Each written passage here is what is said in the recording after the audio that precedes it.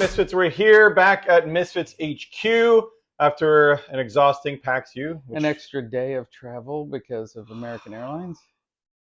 Yeah. So we won't go into the whole plane fiasco. There was a fog bank roll-in, whatever the heck. There were ghost pirates, and we got diverted to Orlando, put in shady hotels, and then flown back a half hour to Fort Myers from Orlando. And it was a mess. We won't get into that. We're going to talk about PAX here. Like a game in the making. Oh, it does, yeah. Very, very bad game. A very bad game, yeah. how to get home in the worst possible way game. That's literally it's like Pan Am, but horrible. But Pan Am, yeah. Yeah, it was just the worst. But aside from that, we're going to talk about PAXU because this is our PAXU Wrap Up. Third year we were going to PAXU. Yeah, it was a different year this year. I think maybe because we're different. I want to say maybe it feels like it. I think that's part of it. And our first 2 years we went to PAXU, it was recovering from COVID, still recovering from COVID. Yeah. And now it's like, boom, everybody's there again. Yeah. No, everybody was there. But the thing is, at this point where we're at, we have good rapport with like most everybody. So and these people back here love us. Yeah, I mean, and we made some new friends. Don't get me wrong, we definitely made new friends. Oh yeah, we did. But a lot of it was like checking in on people we already knew. We saw Vlad, we saw Austin, we saw the people we love. We even got, we went out to media events and everything, which is still getting axe throwing with Austin. Yeah, was so much fun. Yeah, it was. Yeah, I mean, and we're still getting used to that because our first media events I think was at Gen Con. We kind of hit that point where they're inviting us to stuff now, and so we went to. But that was like a media events where they were telling us all about their new stuff. Okay, Austin's media, Ivy Studios media event was have some tacos, throw some axes, let's have fun. This was a social media event. This wasn't we want to maybe do business with you media event. This was we like you, come and hang out with us, and we're like, okay. And they invited about 20 or 30 other creators. Yeah, there was a whole bunch of people. And to be fair, we weren't. Those that guys special. at Japanime Games are serious about throwing those axes. They're very angry. Although Tom still beat them, to be fair, but because. Yeah. Our Tom. Tom 3. Yeah. I threw them all at the thing and it didn't get one to Tom stick. Tom 3 got his groove on. Oh yeah, Tom 3 was like, whoom, bullseye, whoom, bullseye. I'm like, did you kill somebody in a past life? Yeah. So we had a good time. We definitely had a good time. But there wasn't anything radically new there compared to Gen Con, and we're hitting that kind of point where, especially after Gen Con and post Gen Con, and eventually hopefully Essen, where we kind of either have seen everything or we're already in talks with somebody, got their stuff, already doing videos on it. So it's like we went there and like we did a video on that. We have to do a video on that. We did a video on that. We have to do a video on that. So yeah, we kind of hit that point where it isn't like before where we had to go and talk and pitch ourselves and do this. It's like, no, hey guys, how you doing? So that took a load off our shoulders to me, but it also made it almost in a way a little less exciting just because it wasn't like, cool, I saw this, let's go talk to them. Yeah, a lot of the exploration and newness. Yeah, it was gone. But it was funny because the opposite side of that was we're seeing familiar friends again. Yeah.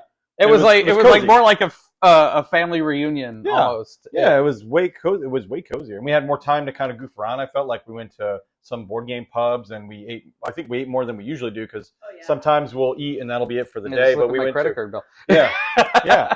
So I mean, it was cozy. It was a lot cozier this year. But let's talk about games. Like there was a couple of things that at least kind of popped up that were new. The one, and you can check it out. I'm sure we'll put a link we're going to put somewhere. links probably, or we, I'm going to put links up here. I'll get there. I'll start working on it. But the Harley Quinn AR game. Oh yeah, that was crazy. The most impressive, a new game that was there, I should say, because of the amount of interactivity and how impressive the AR was and everything. Oh yeah, because we did something new. The first time we actually live streamed like the first hour. Yeah, the first hour of us getting on the floor because we just figured out the technology. As a matter of fact, there's 2 live streams because both of us were live streaming because we couldn't figure out how to do it right. So there's one 5-minute version, which was from my camera, and one hour-long version from your camera. Which Miss Amanda was like the sole watcher mostly. So if you guys like live streams, we'll definitely do more of them. Oh, you got to check it out. It's still up live-ish, but we saw a lot of things. But when we walked by and we're like going la la la la la, and then we stumble onto that Harley Quinn AR game, and then it's like he's showing us literally the first guy showing us just a little bit of stuff, and we're like, oh my god, yeah, oh yeah, what? Yeah. Oh, yeah, what? It was really, what? I know, yeah, it was. And then that was the first guy. Yeah, and then we quickly go, okay, we'll be back. We promise we'll be back. And after we're done with the live stream. And then when we got back, the other guy who, he knows everything upside down, left and right. Everything and he kept going and just, you do this and you did this. Oh, check this out and look at this. And I'm like sitting here just going, what is this game? It was very impressive. Oh yeah. Well, the first guy showed a little bit of it. He just showed a little bit of the actual play mat with the city getting. But then the other guy showed, you decide this spot on your floor right here is where the safe is, and then they throw the safe down, and then you're I'm like, what? And then there's people walking by, and you see stuff. His mind was blown. Needless to say, watch the video. If we don't have a link here, check out our stream and stuff like that. It's our hottest video now. It's our hottest 2 video. days. Yeah, check it out. You will not be sad you did, because it was. And for people that maybe are reluctant to use their apps and are like, I can't use apps. This is just another tool in the board. It's like the same thing as a meeple. You know what I mean? It's just another tool for board games. Now, you might frown and be like, oh, you have to use it, but But I hate to be Blizzard here, but everybody's got a phone or a tablet right now. It's not too complicated. So, I mean, I don't want to tick anybody off by saying that. Everybody has a phone? Yeah. Well, really? That was Blizzard's thing about back in the day about Diablo. But it's a good tool. It's a good tool to use. And even if it's required, it could, and in the case of what you see in our video, it can make a game that can exist outside of a normal physical medium. The little tiny bit of inconvenience is far surpassed by my God, wow, that you get from using it. It's like playing Dark Tower. It's like, would you like a Dark Tower from the 80s, that is really junky? Or would you like the app-controlled Dark Tower that spits out skulls and does crazy stuff? You know what I mean? It's just technology. Exactly. But it was super Welcome impressive. to the future. Ooh. So that was really cool. That was, we don't even have to say any more of that. That game. Yeah, just go watch that video. Just go watch the video. It's great. And then send them your money. They got a special right now. It's insane. For you will the holidays. It's like $50 off the game. Oh yeah, just get if it appeals to you in any way, just get it. It looks awesome, and they plan on doing a lot more to it too, because it's a big filing cabinet, so they can add more to the filing cabinet. Very, very cool. Watch the video. And then the idea is like you could use this system for like 100 other ideas. They're gonna, needless to say, they're gonna expand on it. They're licensed by DC, obviously, so it's not like a. But they own the engine. Yes, and they own. So the engine can be used for everything. What else do we see before we get crazy with that? Because we're going to be talking about, I'm sure, when we get in the mail. I actually talked with Burnt Island Studios at Gen Con, and they were super excited. Sean was super nice and everything, and it was just a really cool experience. And what happens is we kind of fell through the cracks of the Gen Con. We were communicating a little bit, but then we kind of got distracted. Well, Gen Con is a hot mess. So I get there. And I made the rapport with him again. He's like, what did we get your way? And I'm like, I didn't get anything my way yet. And he's like, here you go. And he's like, I wanted you to go through these anyway. And I was like, I'm super glad, because you guys look really cool, and they had some interesting stuff. They see 1,000 people on a weekend. So you can and they have see how some really cool upcoming cool stuff that was going on. I'm like, I want to get on all that. So we got stuff from them. So it's kind of like when we got with Smirk and Dagger at Smirk and Dagger, because we were like always trying to catch him and blah blah blah, and then at Gen Con he's like, hey, great, boom boom boom. Now you see all the videos from Smirk and Dagger and all the ones that we still have to do. It was really cool to kind of finally get inroads with them. But new games, there wasn't really a whole ton. There was some indie stuff I really liked. I got this Judgment Eternal Champions. They were really, really cool. They were, I guess, indie. This is kind of their only game, but however, the game is very impressive. The miniatures are very impressive. I mean, they had honestly, the best miniatures at the show. They had a whole corner section of all the miniatures that they do.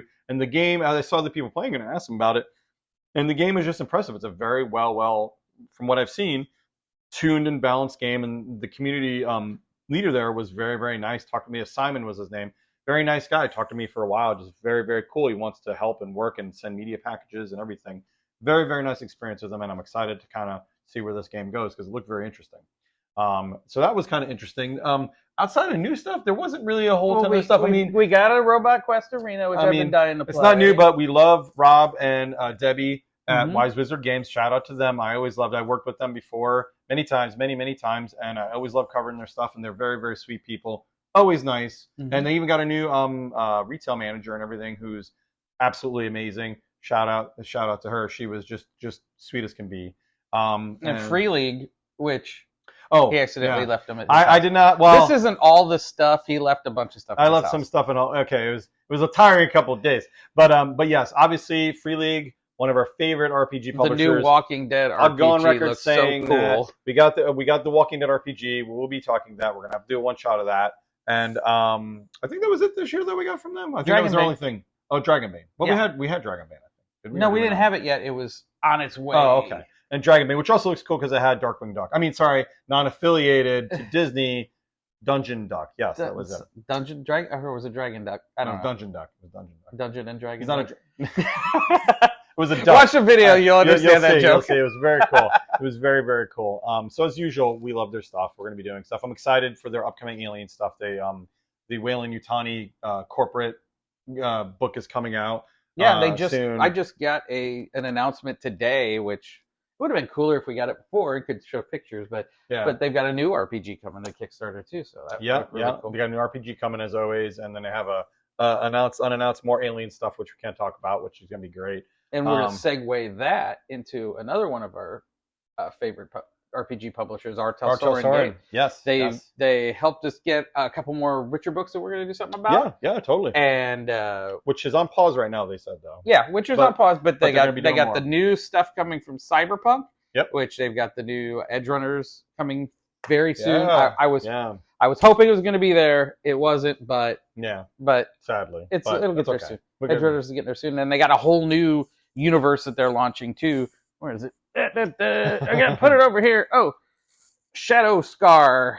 See, here's the Edge Runners. Edge Runners is on that side. But the Shadow Scar, which looks kind of cool. Yeah, kind of cool. I was reading about this, and this looks really, really cool. And unfortunately, we couldn't get a video on it because he was so busy. Yeah, they were very popular there. Everybody's busy. Very popular there. I almost walked away with a couple of their statues, I'll be honest. They were so gorgeous. And that's the nice thing about PAXU that other ones, I mean, there's a lot at Gen Con, obviously, from its origins, but there's a lot of RPG people there. Yeah. And it's a lot more RPG people than you often see in any other place. Oh, yeah. So you get to learn all these new systems and all these new settings and all this. It is possible there's more at Gen Con. We just don't have, we're running around and you don't see it. Which, for example... Fate Forge wasn't there, and I love those guys, the Fate Forge guys. Yeah, they had Fate Forge, but Mage Hand Press has got, the guys who did Dark Matter have a new setting which jumps right into 5e. I actually didn't see this. You didn't get to see that. No, I didn't even see it this. was Valdis Spire Secrets. It's like set in D&D, but they've got some amazing artwork. Looks cool. And they've got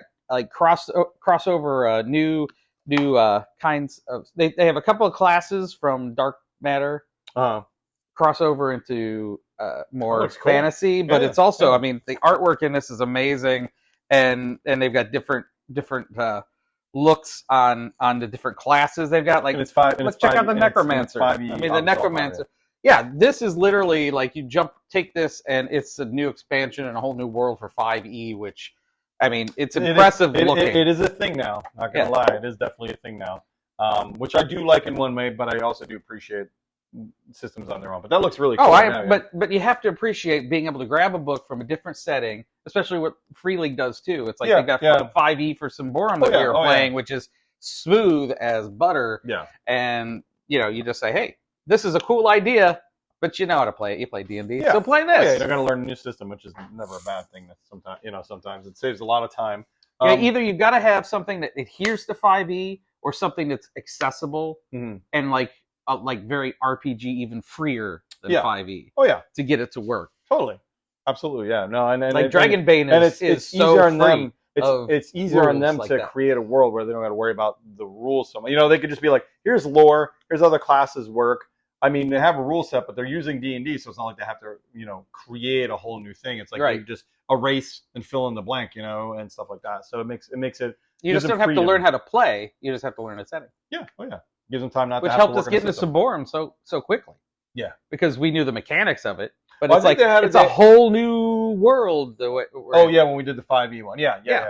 No. And Symborum we liked a lot. Well, everything Free League we liked. That goes without saying. Yeah. Without saying. I'm trying to think. I was looking back here. I'm starting to think. I think that was largely most of it. I mean, honestly, guys, you left a lot of stuff at home. I didn't leave that much stuff at home. We got a phase shift game that we're going to be testing called Obelisk. Is that how you say it? Obelisk. Yes. And we've got right back here that we're going to be testing. Oh, how could I forget? CGE. So yeah, CGE. Shout out to all the lovely people at CCG, but specifically CGE is my cool. brain is dying on me. Time Division up there. And but CG showed us a couple of... Yeah. That's what Kuntahora. No, stop. Just stop talking now. That's not how you say it?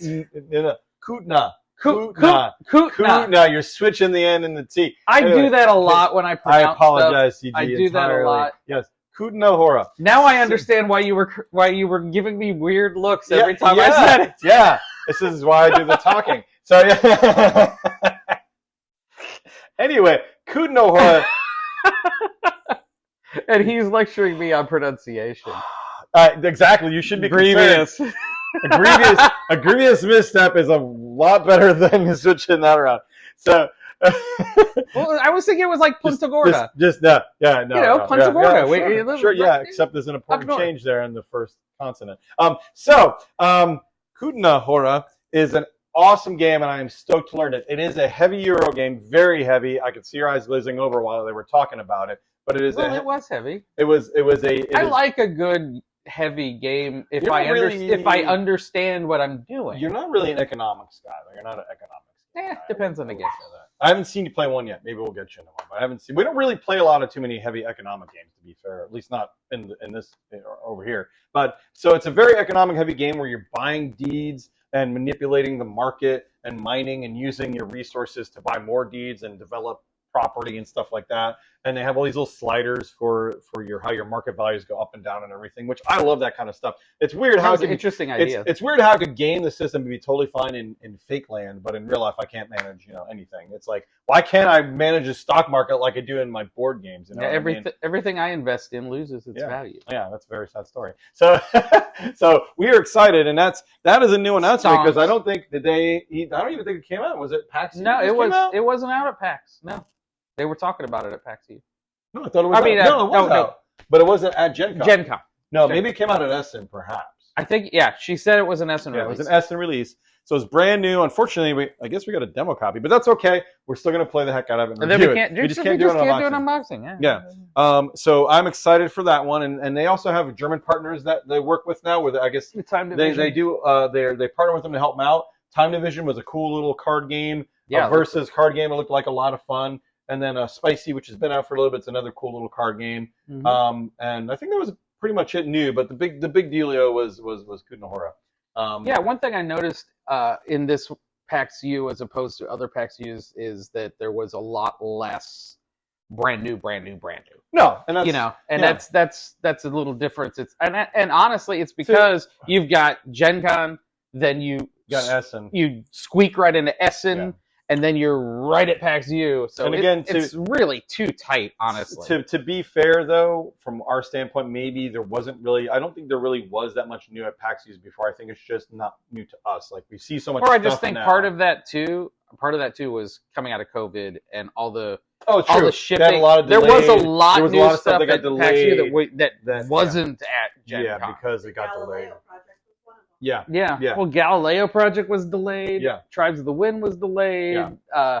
I know Robot Quest Arena was slow. Because he said there was delays on that. There was some delays on it. What else? Half the stuff was. Everything was affected by. Overall, it was a good PAXU show. What did you feel? Okay, I almost hate saying. I already know if we say what it was our favorite new game was going to be the Harley Quinn AR game. That was the most impressive new thing there. Knocked our socks Largely, off. that was new. What was your favorite thing about the show? Like, what did you think really? Like, what was your? I think maybe eating at Morimoto's again. That's usually our.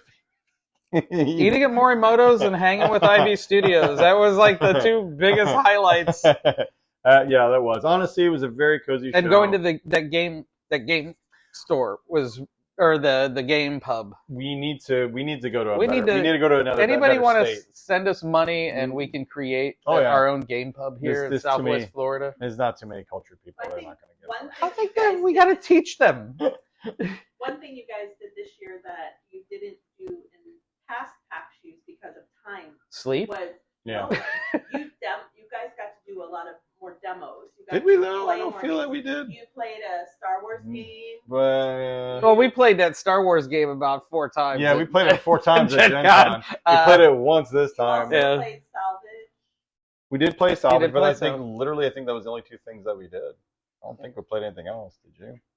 No. That's always a regret when we walk away from here because Misfit Tom and I got in on a couple of Pokemon. Well, I kept one. We did play. We learned to play Pokemon, which I didn't do last time. But I just really wanted to get into a game of Clock Tower, but it just didn't work. Yeah. Well, they were at weird times too. Like they were in the daytime. Like usually Clock Tower was like a late night event. Yeah. And there was like no late night events for Clock Tower. I think they were all they kind of early afternoon. It was kind of weird. Yeah, they had 2 rooms in a boom. Like later on, they had. I didn't even see that they had like 1 on Saturday. So that's the first con I didn't play 2 rooms in a long time. Or Blood on the Clock Tower because I think every con, even at Gen Con, we'd fit in a. I think we did play a Blood in a Clock Tower. Yeah, we'll fit in one. Mm-hmm. But overall, very cozy con, very exhausting con, even though we weren't as pressed for time or anything like that. I think we saw more Philly this time, although I didn't get to do it. I went to see the Rocky, I guess, by the way, National Rocky Day, I guess, or not National, Philly Rocky Day. Yeah, it was like Sunday. The 47th anniversary or something. They had like now weird official number. Yeah, it was some random number, but it was cool. Otherwise, I mean, we're exhausted, but we had a good time. We had a good time. More stuff to do, as always. Anything else you want to add, buddy? I can't really think of much else. I think that kind of about wraps it up for us. No, I'm still tired, but I'll get over that. We're exhausted. We're exhausted. Yeah. And we got a lot of work to do. We do have a lot of work to do. So, guys, stay tuned. I know we kind of rambled on, but that's kind of what we do with these post-show things. Us ramble? So you're going to see, of course, more stuff coming out. We got plenty of upcoming things. We got some surprises. We got a new card series that we're going to be working on.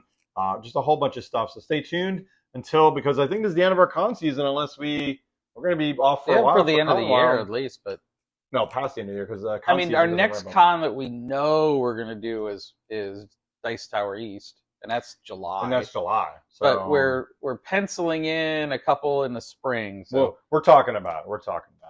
Until then, guys, as always, of course, game on.